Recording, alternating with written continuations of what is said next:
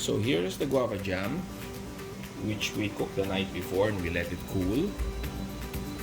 And the reason why I'm going to be using water bath canning for this process is because we want to preserve the quality of the product, and exposing it to too much heat is actually not good and will result in differences on how it's supposed to come out. Like this was my first batch of guava jam, which I made sometime last year, but I used pressure canning for this, and because it was pressure canning, it was exposed to relatively high heat. And look at the color. You can notice the difference in color, that one is darker compared to the freshly made jam. Now the taste is still okay, but we want to preserve the color as well. So instead of utilizing pressure canning here, we'll be utilizing water bath canning. For this, I'll be utilizing the San Miguel jars, which are these ones here. And these are the 220 ml. And the type of jars for this is the M-7177, which you can actually buy in Lazada.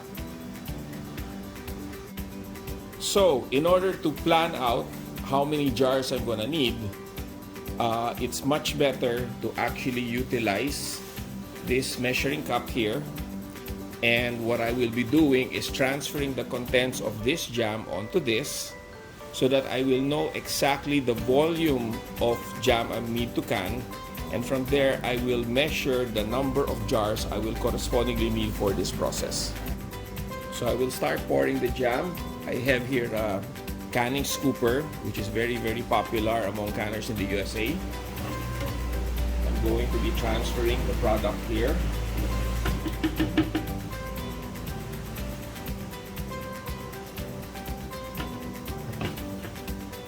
I now transfer the product into this measuring basin, and it is approximately a little over 1 liter. So roughly, my estimate for this is that I'm going to be needing around 5 jars for this. So now I will need to choose an appropriate pot to be used for the water, for the hot water bath. You can just use any cacerola or stock pot. This is actually an old steamer. So, how will I know if it's the right size? All I need to do is get the jar here and measure it under. Now you will notice that the jar here, when it's sideways, it will allow the whole jar to be completely submerged when I'll be boiling it. So this is an appropriate size for this. Now, when you're going to be putting the jars in the hot water bath, you cannot put it directly into the metal. So what you need is actually a plate or something under. So these are actually some cheap plates which I use in Lazada. It's a steaming plate. I think this is less than 100 pesos. You just need to put it here. There. That's it. And then you just put the jar there on top together with the product. And that way it will protect the jar from touching the bottom and being exposed to high heat. Okay, the first thing I want to do is actually sterilize the jars. So the easiest way to sterilize it is to just get the same hot water boiling pot, which I'll be used to hot water can it later, and just submerge it in water. So just submerge it in water. Put it there, and then I'm going to bring this to a boil. Okay, the water is now to a boil. Now I'll just take off the flame.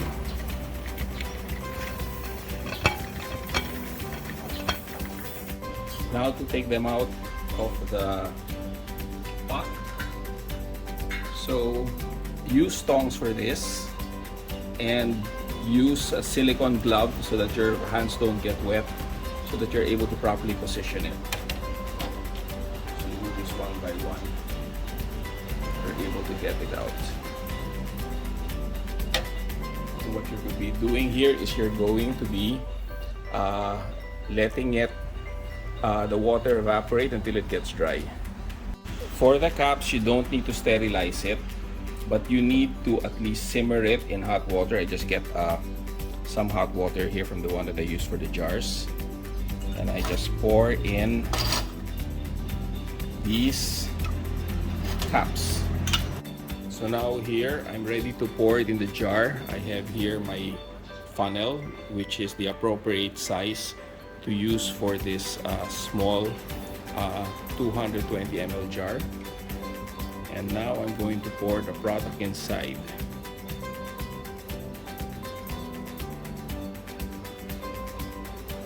Now this is a very important step to note. You will notice that I didn't fill up the jar up. The reason being is because when you are actually water bath canning this, there will be a natural seal that will be produced from the heat. And the way it works is that the gases inside here expand, and you have there the cap, which is a little bulged up.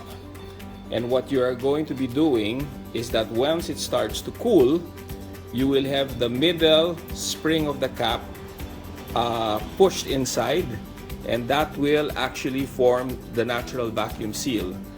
Now the reason why you cannot fill it up there is because you need that space in between to actually form that vacuum seal.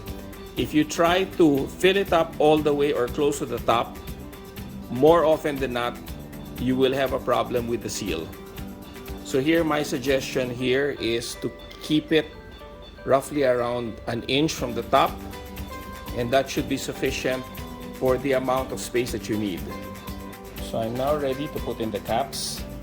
So I have here some stick with a magnet at the bottom, which I use to pick up the caps while they're still hot in the water, so to protect myself. But roughly it should be already cool enough to hold it. The hand is actually still pretty hot. So what I will be doing here is wipe it dry there, and also make sure that the rim is very, very clean. So I make sure I wipe it properly, because the product in the seal point is gonna result in a not so good seal. So here is the cap where you will see a spring. This is actually optional, but I specifically got it so that it's very easy to know if it's been vacuum sealed or not. So here, like, do not buy if button moves when pressed. That's actually a good sign, but not all of the caps did. Like this one, this old one doesn't have this particular cap, because this came with the original set of jars, but you can actually get this separately. So here, now what I'm going to be doing is that normally when you're going to be locking a jar, you have to do it clockwise, but I will actually turn it a few times counterclockwise until I know that the cap is properly laid out, and then as I turned out, then I give it a twist, just a finger tight twist, and that should be okay. Looks like I underestimated the number of jars I needed. Initially I calculated 5 and it turned out to be 6, so I made habol one more jar so that I can make use of all the product. The water inside I have here is still hot, which is still good, so I don't have to wait too long as far as letting it go to a boil. Then I now submerge the jars one by one.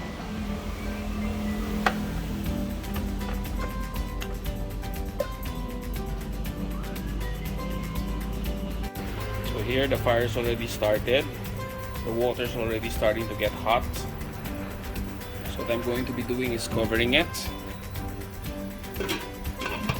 and wait for it to get to a boil. Now the moment it starts getting to a boil, I will lower down the fire a little, and then after that I will count around 10 to 15 minutes for the water bath.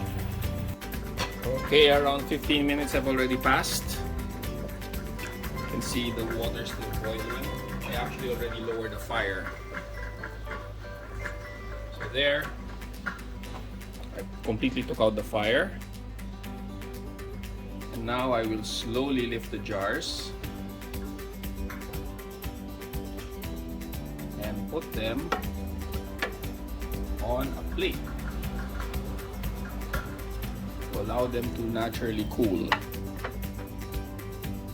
Here are the jars. I'm gonna put a little close up on the lid. You will notice that the top is still springed up. So as it's naturally cooling, the vacuum inside will be forming from the space in between the cap and the product. And as the air cools, the top is going to be sucked inward towards it. Now you will notice that it's actually gone above the line where I initially put it, and the reason being is because the material or the product inside is very, very hot, so it is expanded. So that's what I'm saying, that you need that space in between to form that vacuum. If you fill it up too much, what may likely happen is that the product may overflow, or you won't be able to have it sealed. So that's why that space in between is so precious. So I will leave it here for about 12 to 24 hours if need be, until it's completely cool. And I'm going to be showing here that all the vacuum seals are going to be intact already. Okay, the guava jam is already cooled.